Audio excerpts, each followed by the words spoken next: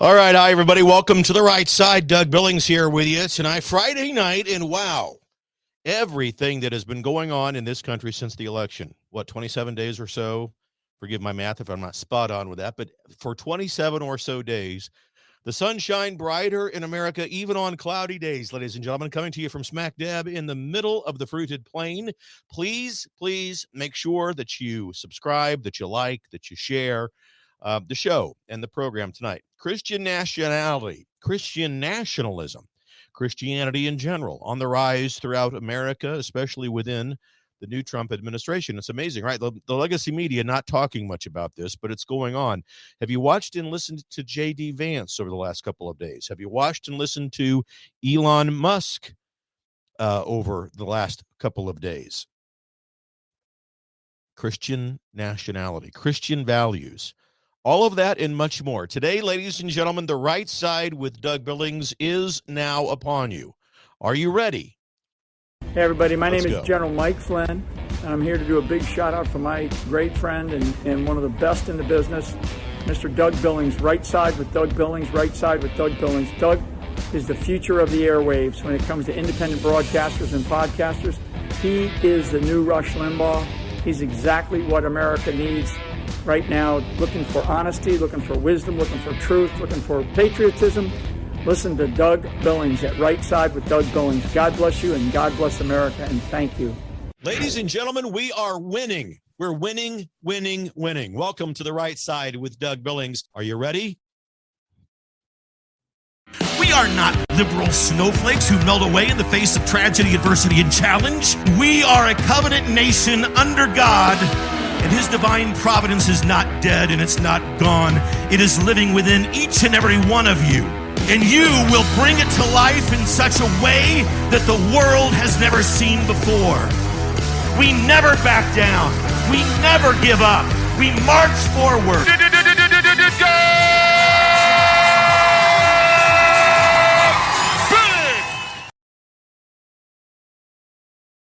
And here we are, ladies and gentlemen. What a day, what a week, what a month, what a blessing that it's been to have President Trump in the mix, back where he belongs in the White House. It's amazing. And I know that you all feel the same way. Before I really get into the nuts and bolts here today, don't forget 321 mattress. 321 mattress. If you want the best sleep, the best pillow sheets and so forth, I know. Y'all don't believe me, but hang on a minute. Check it out. These people are friends. They're good, decent people. Everything, 25% of every sale they make goes to Special Olympics. And if you remember my story about my son Michael, he's got Down syndrome. I call it the divine chromosome. The Down syndrome kids have an extra 21st chromosome. I call it the divine chromosome. And so I like to support 321 mattress. And if you go to 321mat, MATT.com/Doug. You can help me out. You can help my son Michael out in the show, and you can benefit from some of the best sleeping products on the market today. 321.mat, MAT.com/Doug. Head on over there and support a great cause that donates 25% of every sale to the Special Olympics, and feel good about that. Christian nationalism, ladies and gentlemen. Wow. Can I say those words without the fear of being canceled anymore? Thank you, Elon Musk, for rescuing this platform, especially for free speech and for the ability to tell the truth. Ladies and gentlemen, we're hearing and seeing a lot of evidence in our government these days that there is this great reawakening happening. I've talked to you since I started the show 5 years ago. In fact, we just had our anniversary. 5 years ago, February 2021, I started this program and came to you because I couldn't tell the truth at work and was let go because as the VP of HR, I was not going to write policies that would sequester people away and prevent preventative care from taking place for patients. And so I started this program and I began to speak with you good people, and we've all been in this thing together since the beginning. But this reawakening that I have spoken about for these past 5 years is manyfold, and there's many facets to this reawakening. Part of it is that we, the people, are waking up to the truth about what our government has become over the past several decades. And another part of it is that the divine providence of God and the intent of the founding fathers are items that Americans are being awakened to again as well. you might expect that when liberals hear people like me talk about this, they have absolute conniption fits. They have meltdowns. Ben, I see you out there, by the way. Thank you for the text. I responded. I hope you got it. Good to see you, Ben Axley, out there on YouTube. I appreciate you very much. Remember, for liberals, nothing can come in between them and the state. Nothing can come between you and the state, according to liberals. In fact, most importantly, according to the liberal playbook, in fact, if you look up the liberal playbook, chapter 3, page 27, subsection 2b, you'll see it written specifically that God must be eliminated. God must not be allowed to come between us, the people, and the state, the party and the state. Voodoo Queen, how are you? Listening to the X Spaces. I'm a member of Missouri Freedom. Hey, thank you for being here. I'm glad that you caught me on X Spaces. I'm over there quite a bit. Appreciate it, Voodoo Queen. Appreciate you very much. Most importantly, according to liberals, we must remember, and I want this to sink in because I think evidence of the obvious is sufficient. You all probably already know this, but they have excommunicated God from their platform. There's no secret about that. We look at President Trump and what he represents. I mean, for gosh sakes, President Trump has more Catholics in his cabinet and his administration than any president in the history of this republic. More Christian people, more evangelicals surround President Trump. More Catholics, more Christians just in general are surrounding our president than any before. And key among them, in that group at least, is J.D. Vance. Vice President Vance, the other day in an interview, I mean, this was a great, he talked about a topic that I learned back in my days when I was in the seminary and I was studying to be a Catholic priest way long ago in the late 80s. Yes, that was part of my history, and I'm happy for it. Had a great experience. But he talked about something that I learned back in the days when I was studying to be a priest. So I'm going to throw a little bit of Latin lingo at you, ladies and gentlemen. J.D. Vance spoke about something called ordo amoris. Ordo amoris, which means the right ordering of things. And in theological terms, it means the right ordering in care of human beings, the care that human beings offer themselves, their families, their communities, and their world, okay? And when you look at that in a deeper study, it's an ancient Christian and theological philosophy that states we as human beings are to establish a relationship with God. First and foremost, a relationship with God. Then, I mean, and that's, I think, I shouldn't just brush over that, but I mean, we in the new media, and I'm not afraid to talk about it, you'll never hear this in the legacy media, but an individual relationship with our Creator. That's what we are called to do. That's the meaning and essence of life on this planet. Then, after we've established that individual relationship with the Creator, we establish a godly relationship with our family, our immediate family, husband and wife and children. And by the way, thank you, President Trump, for signing an executive order that declares there are only two genders, as if we needed to know that. But it's true, and I'm glad that he did it. God and family, okay? Godly relationship with ourselves and with our Creator and with our family. Then Ordo Amoris calls for us to establish that godly relationship with our neighbors, the neighbors that live across the street or down the street, in our city, in our county, within the state in which we live, okay? God, family, neighbors. Then God calls us, according to Ordo Amoris, to establish relationships with our national community, our country, the people within the United States, in our case.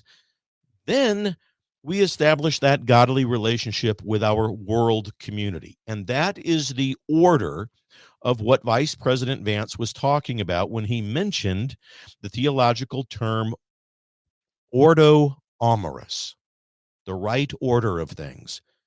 You, me, and God, right? God first, family, immediate neighborhood and community, and then a national community. So what the radical left has done, especially in terms of illegal immigration, is trying to convince us that we should forget the straight and the right and proper order of things, and that we should forget that the action of illegal immigration represents lawlessness, for example, but that we should put these illegals ahead of our own people, of our own communities, of our own families.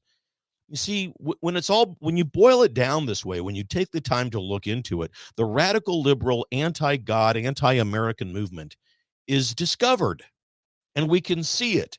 I've been saying this for 5 years. Look, first of all, the Democrat Party does not exist. I have said that 100 times. If I've said it once, I've said it 100 times over the last 5 years. They have become the Communist Socialist Party, blending communism and socialism together. They are clearly an anti-American political party. Just look at what they've done. From the border to defunding the police to all of it, every policy brings about chaos, crisis, and crime. And all of that is done on purpose. It is not accidental. It's not collateral damage. It is actually thought about and put forward first and foremost on purpose to bring about crime, chaos, and crisis. Why? Because they think when those elements exist in our society that we are more apt to believe that we do need big government to save us. Elon Musk the other day on a Tucker Carlson interview identified himself as a cultural Christian. President Trump himself is vocal about his newfound passion for faith and God. And yes, I think, certainly I'm not the first one to say it or notice it, but I do think the assassination attempts had a profound effect on our president, and rightly so. Probably nudged him further along in his faith within his own life. And I think that his cabinet reflects this newfound faith that he wants to not only talk about and exude personally, but then have around him in his administration. It is filled, as I said, with more Christian people of deep faith than any president before in our history. Interestingly, there is a group out there, and if you haven't heard of them, look them up. It's called the Public Religion Research Institute, the Public Religion Research Institute, PRPI. And they took a look last week and did a poll that reveals 30% of Americans identify as Christian nationalists. In case you're from Raytown, Missouri, by the way, that's 1/3 of America's population.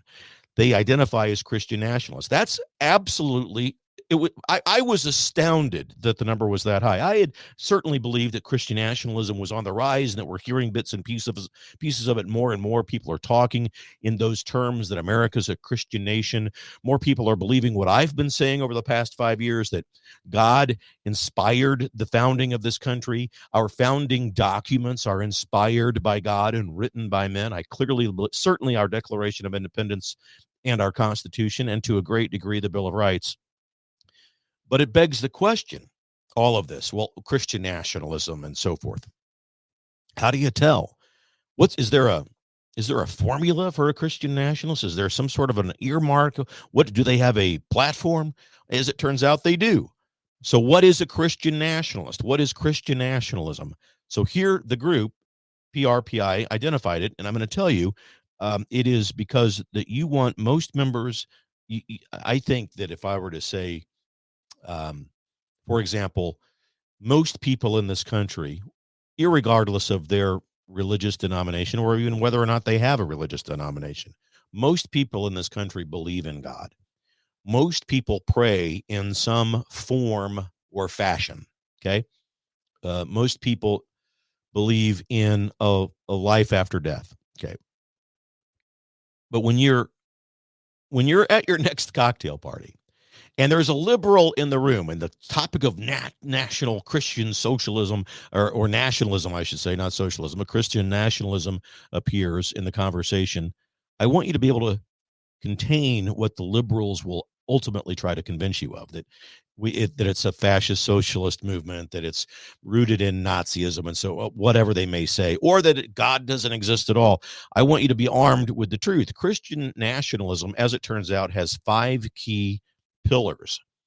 And I'm just going to tell you what they are. The 5 pillars of Christian nationalism, and who among us would ever begin or be able to argue with these things? When we look at America and the founding fathers and their intent for this nation, I would put it to you, the only people who could argue with these 5 pillars are either chronically intellectually immature or blindly partisan against the conservative movement in America. So the 5 pillars of Christian nationalism are: number 1, that the United States government should declare America a Christian nation. Number 2, U.S. laws should be based on Christian values. Number 3, if the U.S. moves away from our Christian foundations, we will not have a country any longer. Number 4, being Christian is an important part of being a true American. And number 5, God has called Christians to exercise dominion over all areas of American society. Those are the 5 pillars of Christian nationalism. Now, radical liberals follow this program, and they troll it, and their heads are exploding at this very moment. And as soon as they recover and they get back to their keyboards in their mother's basements and clean up the soiled underwear that they're wearing, they're going to attack those 5 pillars and say that it's absolutely not the intent of the founders or anything that has to do with America.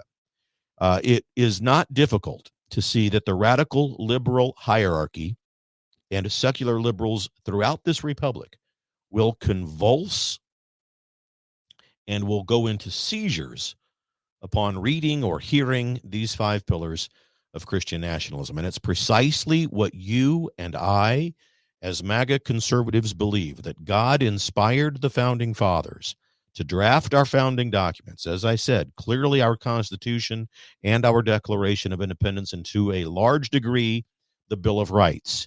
That's why we're seeing a rise in state governments within America initiating religious initiatives into their legislative process.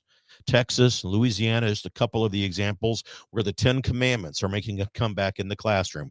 And the Pledge of Allegiance being brought back. If you don't live in an area where the Pledge of Allegiance has been omitted from the daily routine, usually in the mornings of every American school, it's coming back. And it's coming back on purpose and with a vengeance. It's because of American Christian nationalism. The founding fathers attended things like the 10 Commandments, the Bible, theology, Latin, civics, English, arithmetic, all of those things, geography, to be studied in public classrooms. All it takes is a cursory look in research, and just Google or research in any way early American school curriculums, the curriculums espoused by the founding fathers. All of them, even the most liberal of them, wanted those elements to be included in public schools. And we're slowly working our way back, because the radical liberal movement has, over the last 127 years or so, weeded all of that out of the American society. And we conservatives are just waking up to this.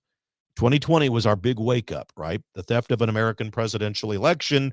We woke up the next day. What happened? Where'd Trump go? He was leading when I went to sleep. And now we're awake, and now all of a sudden we're learning and we're becoming activists like the radical left counterparts of ours had become many, many years, decades ago. So we have done great things as American conservatives, but we've got to be honest. We were asleep at the wheel for a long time, and we did not become locally involved in our counties and our political life at home. And therefore, and thereby, the radical left liberals who became those activists stole the country. They stole God's divine providence, and they shut out the intent of the founding fathers. Now, there's also a survey out there by this group that says 40% of Americans believe, 40% of Americans believe that God ordained President Trump to the presidency. That's 1 in 4 people in America, my friends. This is significant, because in almost every state in the union where people identify as being aligned with those 5 pillars of Christian nationalism, there are several states that the majority of population do. Oklahoma, Mississippi, Texas to a degree. You've got North Dakota heavily favoring the Christian nationalists and identify with that. And then in almost every other state, with the exception of course, the blue states that you would recognize, Illinois, California, Washington, and Oregon, just to name a few, most everyone else believes that God was God has ordained Trump to be president. That's an astounding statistic, and it's an astounding poll. 40% of Americans and 15,000 people were polled. That's a significant number. So I find that all very good news. I think it's incredible. The theft of an American presidential election that was thrust upon us in 2020, many of us were quite frankly panicked about losing our country. And I don't blame people for being panicked about that. But again, for those of you who have watched the show and those of you who are just coming on board, I've told you America was never going to go away. America was in a nightmare, most definitely during the Biden, especially during the Biden years and during that theft of the American presidential election. We were in a nightmare. But what did I tell you? Everybody wakes up from nightmares. So now that we're awake, we have lots of work to do. We understand that we've got to get continued work in our local communities, our local counties, and the states in which we live to get MAGA conservative people elected. Because we don't affect change in Washington, D.C. in Washington, D.C. In other words, change never begins there. We begin change in our local areas, our local homes, our counties. But we thought that we might lose our country. But when we use the gift of hindsight and we look back on those years, I would put it to you that what we see is the hand of God actively involved in all of it in 2020 and even in the theft of the presidential election. Let me just go through a few points with you about that, because I think this is important for all of us to look back in time and realize that the divine providence of God prevented President Trump from taking office in 2020. What? Why would God do that, Doug? Are you crazy? Why would God take President Trump out? I thought you just said that God ordained Trump to be president. He did for 2024. But he took Trump out in 2020 for a very good reason. God sat Trump on the sidelines. And if you think about it, I think it makes perfect sense. If Trump had entered into the White House in 2020, he would have been impeached for the third time. The radical liberal hierarchy had both houses. And if he was impeached for that third time, he could not have run for dog catcher anywhere. God was protecting President Trump for 2024. And also, point number 2, the great reawakening began among you and I. Prior to 2020, I was asleep. I didn't know to the depth and the width of the great, the deep state and its great power to sway our bureaucracy away from the divine providence of God and the intent of the founders. I didn't know, but I, like you, like many of you, was awakened. Multiple dozens upon millions of people began to awaken to the corruption, to the reality of the deep state, the swamp that had swallowed up our government and created the mess that we're in. That was point number 2, and it's part of what God's divine providence allowed us to experience. Point number 3, the evil of liberalism became more and more exposed. Every policy put forth by the liberal hierarchy, every one of it, brought back about chaos, crisis, and crime. Their open border policy is probably the most profound example of that, but certainly also they're defunding the police policies. The fact that their radical liberal hierarchy, district attorneys and states attorneys generals did not prosecute with profound prejudice violent criminals and let them go early, or sometimes didn't sentence them at all so that they could get back out on the streets. All of that brought forth suffering, chaos, crime, crisis. It was evident. I mean, when Hurricane Helene hit, the slow response to get federal government under the liberal hierarchy regime to Georgia, Florida, North Carolina, it was done on purpose.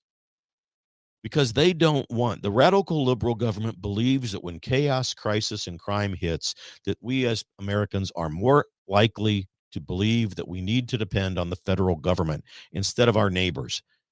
Remember those days? Remember Helene in North Carolina, especially? They wouldn't let truckers get in with supplies. They wouldn't let rescue workers and relief people come in with water and so forth and so on. accidental? I think not. The liberal policies in blue states and other places where they don't prosecute crime with extreme prejudice, they let these natural disasters take their course without letting FEMA and other people do their job. Are you kidding me? We saw it play out in real time. In fact, many times, criminals, for example, even if they are sentenced, they're given very light sentences or let out earlier. And when common, everyday people throughout the Republic began to see these things during this great reawakening, they rebelled against liberalism. They rebelled against godliness. And what we are witnessing today is the paradox that liberalism has become the death of liberalism. And also, since the inauguration of Donald Trump for the second time, what we're witnessing is the sweeping in of the divine providence of God back into this country to represent and restore what the founding fathers intended us to be.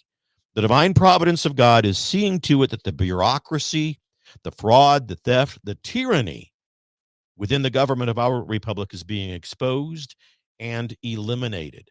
Now, the cynics out there will say, oh, no, it's just, it's Elon Musk and Doge doing their job. Well, yes, but it's the divine providence of God working through them to get that job done, working through J.D. Vance and our president, Donald Trump, to usher in this agenda. This agenda, by the way, Doge, just as an example, 80% of Americans agree with what Doge is doing, and 20% doesn't. It's the 80-20 rule. You've got the radical liberal hierarchy identifying itself with the 20% kook fringe. Meanwhile, John and Jane Doe on the streets of America, who may well have voted for Administrator Biden and Vice President Harris, are clearly on board with what Trump is doing because they know and they've realized and they've become awakened to the fact that the radical liberal Democrat Communist Socialist Party is not what they have in mind for this country, and it is not what they expect. The divine providence of God is doing this to move us back to the intent of the founding fathers. We have very rarely in the history of this republic seen miracles so blatantly obvious. The divine providence of God is using President Trump and those who he has selected. Elon Musk, Tom Homan, Kristi Noem, Kash Patel, Bobby Kennedy Jr., Pete Hegseth, Pam Bondi, all of them, okay? I can't list every one of them, but all of them in that administration. It's important for us to take a step back and look at this because what we are witnessing, my friends, is the divine providence of God himself at work and in action within our republic. That's why the majority of Americans have been in such a great mood these last 27 or so days. Because it feels good to be surrounded by the divine providence of God. That's what's intended. God intended this to be enjoyable in America and to have dreams and aspire to do better and become the best version of ourselves. And this is exactly what President Trump embodies. This is exactly why people around the world are migrating to their own version of MAGA. In whatever country they're in, we want the same thing that they're doing in America. It's God, and it's a godly thing to be witnessing. Reflect on that this week and think about how you've seen God in your own life. Ordos Amarani, the correct order of things, ladies and gentlemen. God, family, neighbor, country, world. That's how it should be. That's what the MAGA movement represents and why America First makes biblical, theological, and Christian sense. And it's why Christian nationalism is on the rise in America and around this planet. Make no mistake about it, ladies and gentlemen. Give yourself permission to believe that. Please remember also, by the way, if you like this program, if you like me, head over to DougBillings.us. DougBillings.us, that's my website. Consider, why don't you making a monthly $5, $10, whatever donation over there so that I can continue to bring you this show. DougBillings.us. There's a donate tab over there. Please consider offering a monthly recurring donation. That's how I bring you the show. I never charge you for this show. You always get to see it for free. But I would appreciate that support. Ladies and gentlemen, we're in this thing together. I'm glad to be with you. Believe it. For the Republic. Cheers.